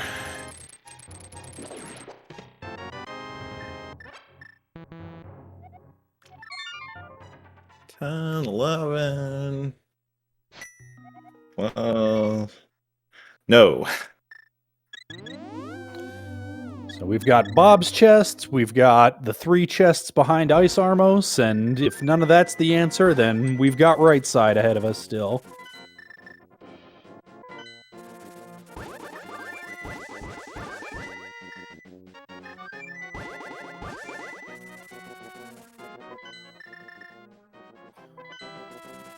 Bob, for those of you who aren't aware, is our fun community nickname for this particular glitched anti-fairy who for some reason looks like the quarter of a piece of heart sprite. And now he's dead. Bye, Bob! Nice knowing ya. Now it's time for the big arrow drain.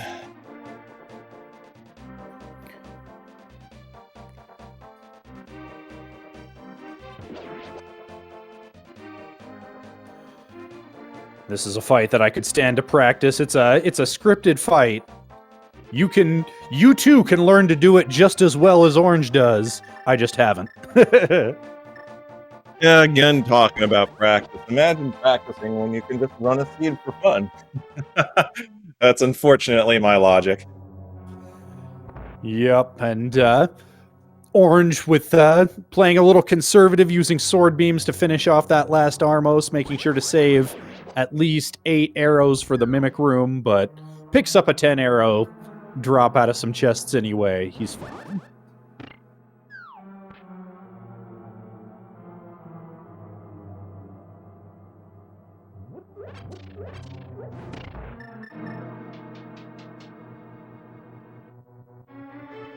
I will be right back. My 13-pound Maltipoo is trying to get my attention for something. I'll be back in just a moment to see what's going on with the doggy over here on my end.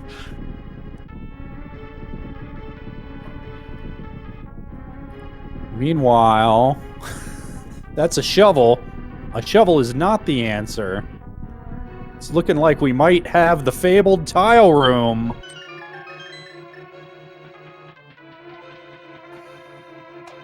Now, if, by some miracle, Zero Rush enters GT and goes straight for tile room, he will still be significantly behind. But...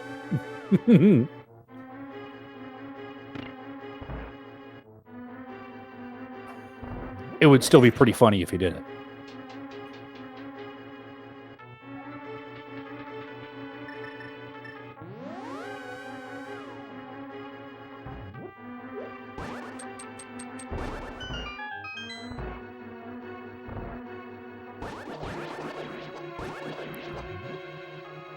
Rushing tile room first tends to be one of those moves that you only make if you're feeling really behind. But if you know you're far enough behind that this is your only chance to win, it means you're so far behind that you can't win even with this. So, and indeed, that does seem to be the case as Orange begins his gauntlet climb, as Zero Rush still has 3 crystals to collect.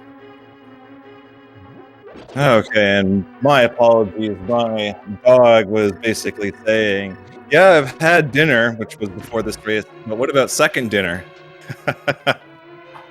Sounds like a dog. Well, you missed the excitement. We had the fabled Tile Room GT Big Key today. 22. Oof. Just the cherry on top of a Stinko. Speaking of Stinko, Orange with a slight quick swap error. Quick swap to the mirror and mirrored back to entrance. Of course, we're sitting here knowing that this is not going to hurt him, but oh, that always feels bad coming towards the end of a fairly rough seed. Again, this is, no matter your skill level, when you get to a seed this nasty, you're gonna get some level of rattled.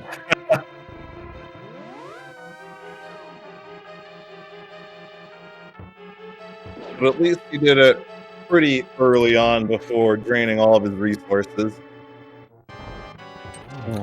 Yep, he still had plenty of arrows to get through the Mimic Rooms a second time, and didn't spend too much time climbing the gauntlet. Lots of worse errors one could make. I mean, he did pick up a shovel, so if he really had to, he could have gone for a digging expedition outside of GT. I have seen that happen a couple of times in races. Yep, it's a real bad feeling when it happens, but you gotta do what you gotta do.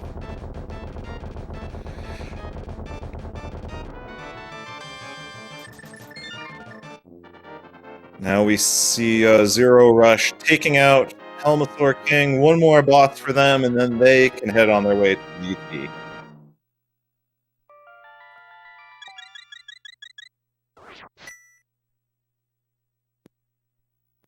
Meanwhile, we're seeing Orange kind of getting bullied by those mobs here in the gauntlet. Gonna get the heal. Yep, and looks like he did manage to do that fast enough that it did not mess up the landmo movement patterns. If you take too long powdering that fairy, for whatever arcane game code reason, the landmos all come out at once instead of one by one, and it becomes a lot harder to zero cycle them. Yeah, this particular landmo fight with the shooter is something I need to get better at as well. Sometimes I can one-cycle it, but then there are times where I beans the fight pretty badly. Yeah, you wouldn't think that one pesky little shooter would make such a difference, but certainly not compared to the ice in the Armos fight. But boy, it likes to get in your way at exactly the wrong time. Yeah, like mid bow draw for like a silver arrows, you know, clear or something like that. You know, just to make you suffer.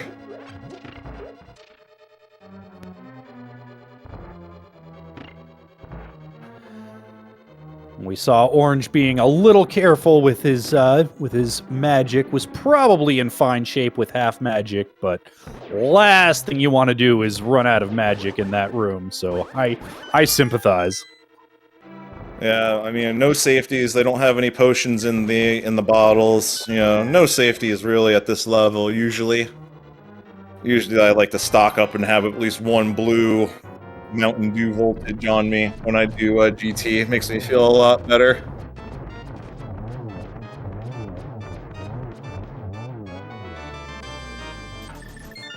And Zero Rush picking up crystal number 6 out of Eastern Palace. He's going to have to go to Mire before he can even begin his tower climb that Orange is just about finished with. The big worm goes down with little trouble, and on to Aga 2. Mistake. I miscounted. I was being optimistic and thinking that they had already taken out Mire, but I had made that mistake.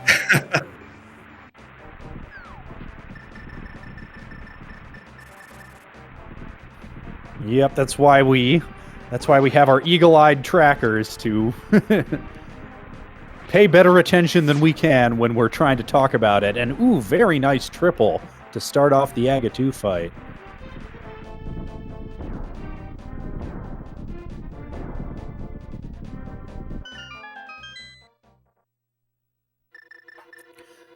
Very clean 3-cycle Aga 2.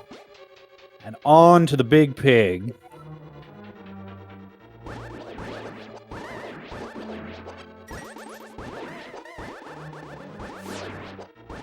Yep, Orange gonna polish this off. We have the Tempered Sword, so this should be a simple fight. Probably will be done in like 2.5 minutes or so.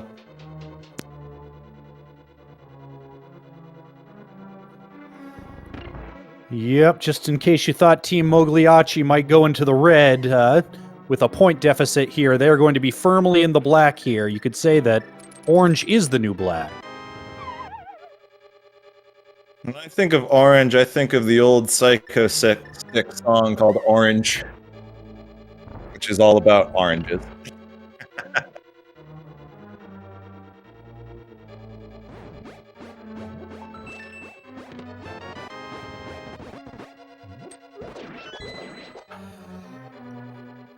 And did you blink? Because you might have missed that first couple phases of the Ganon fight.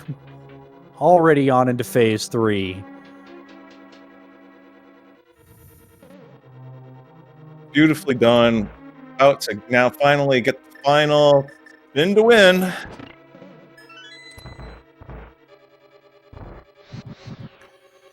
Very nice torch glitch.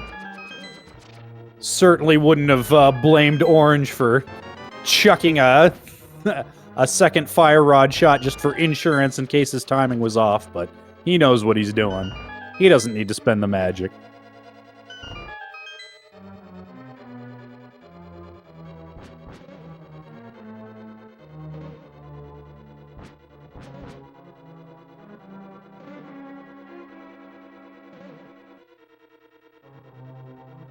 And we're just seeing Orange in the final stages here. Wasn't counting the number of spins, but I know he's more than half done. Yep, and the reason why half magic is still included is because magic management with a spin-to-win Ganon fight can be a little rough, but Orange finishes the fight with half his magic bar still in reserve. Get your GGs in chat. He crosses the bridge and emerges victorious with an official race time of 1 hour, 44 minutes, and 12 seconds. Yes, GG's to Orange. Congrats to them. His team, Mogliacci, will be advancing to the next round, and it's over for I Like Big Boots for their season. It appears that Zero Rush has forfeited out. I do not blame them. When you've got quite a bit of game left to play, you know, especially with a seed like this, you just kind of want to move on with your life, you know? Absolutely, and it does look like we're joined by Orange. GG. GG. Congratulations on the big win. So, how was that nice stroll through Hyrule there with no boots until GT? I was more upset that the hookshot showed up so late. Because, bootless seeds are fine if the hookshot is early, because you could just zip around Hyrule, shooting stuff with the hookshot and pulling yourself. Not so much here. No, you just had to smell the roses for practically the whole seed.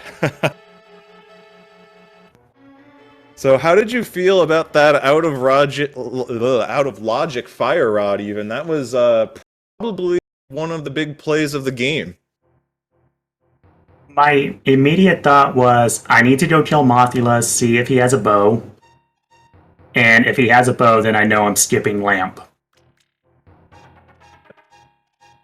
Basically, I knew I was skipping something. Because I had been playing the seed very aggressively. I still never touched Eastern. I bailed from the front of Escape as soon as I got Mire. Well, the lamp was, believe it or not, on the tablet next to Hera. So, I never got the book.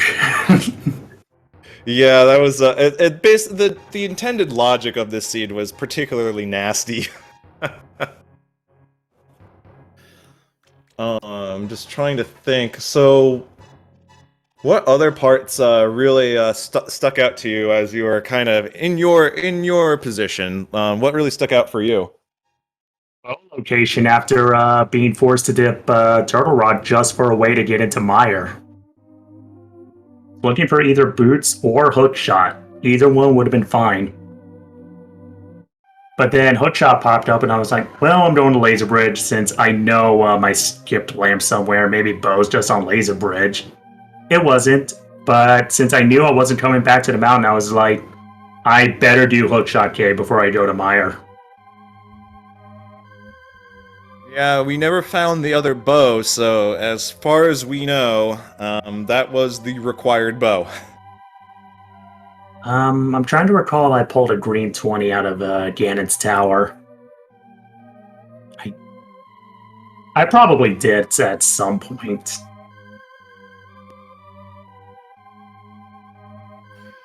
Yeah, that would definitely the sort of thing that might slip one's mind. I can't recall either.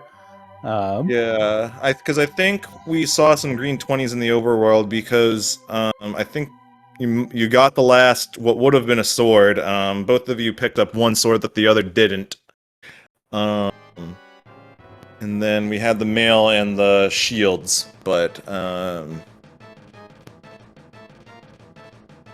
There was also heart pieces and heart containers because I did max out my hearts for the mode. Ah, yes. Oh, I guess we'll never know.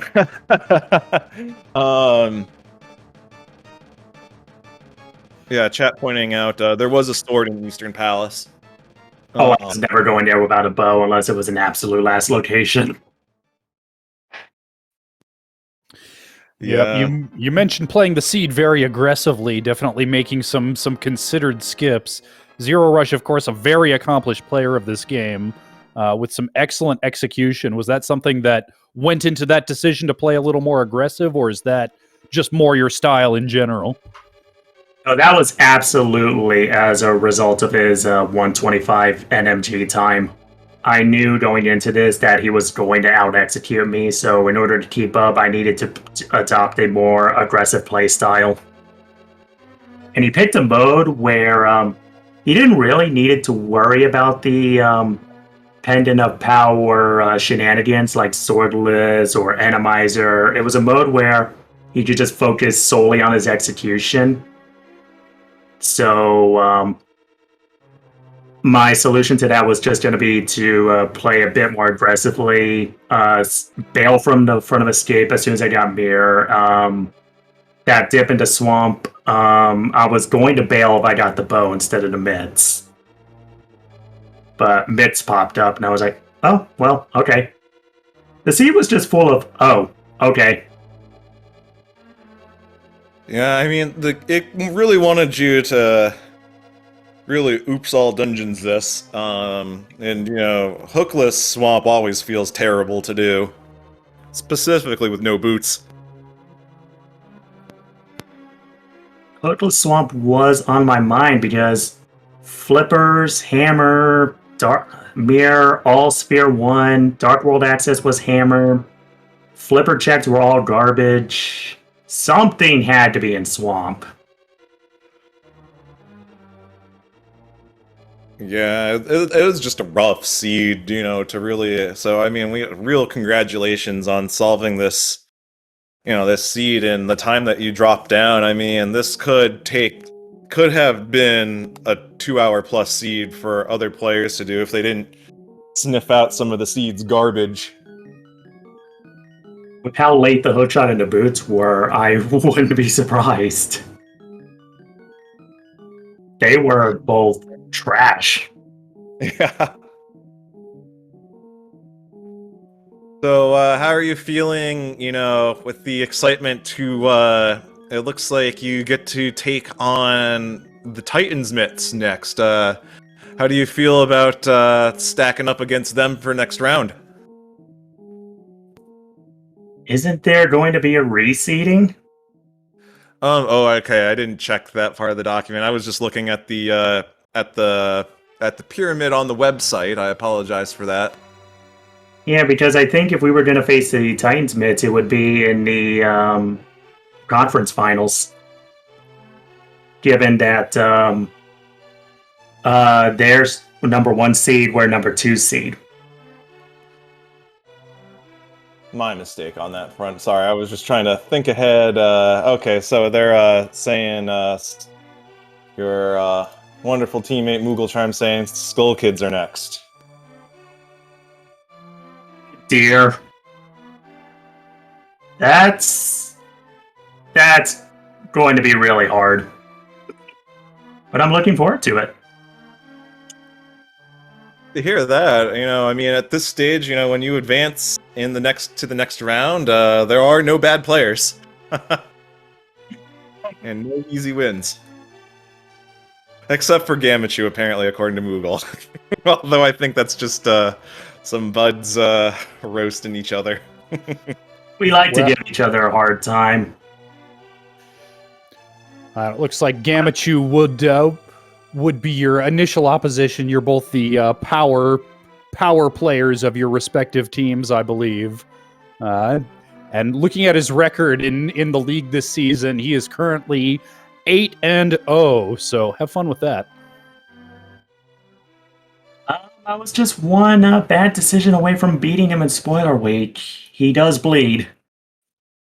Well, if he bleeds, you can beat him, but That'll be a question for the future. But in all seriousness, I have nothing but respect for him. Oh, for sure. I learned a lot from Gamma too in the Mentor tournament when I participated that in the summer, and truly top tier player. I mean, everyone at this level can beat anybody. It's all about routing and decisions and how badly Rando wants to mess with you at this point. I'll say. But just trying to think as we kind of bring this stream home. Is there any kind of final thoughts you had about this seed in general? A very slow seed with a whole bunch of, oh, okay. Hookshot with Swamp required? Okay. Samaria and Ice Palace? Okay. No hookshot or boots until like the very end? Ugh. But I got the single dip Eastern, and that's the single most important thing. Well, big thanks to both yourself and Zero Rush for putting on a great show for us here today. Thanks to Toffile for tracking, and to my co-commentator Josh Bittner. If folks are interested in watching more League action, we're pending scheduling in the Invitational League now that folks are getting their matchups in the conference semifinals. But meanwhile, over at the Open League, we do have a couple of races scheduled for tomorrow evening, at least one of which, Leoria versus Darity Peels of JK Lol versus Zelda and Chill, will be getting a restream over on the main league channel.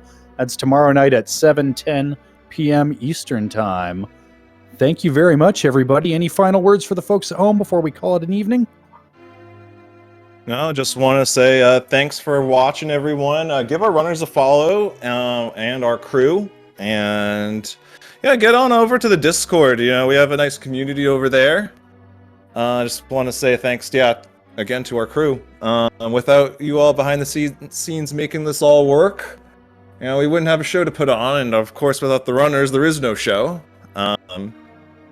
Other than that, yeah, thanks so much for watching, everyone. We're excited to see some more Rando pickup very soon.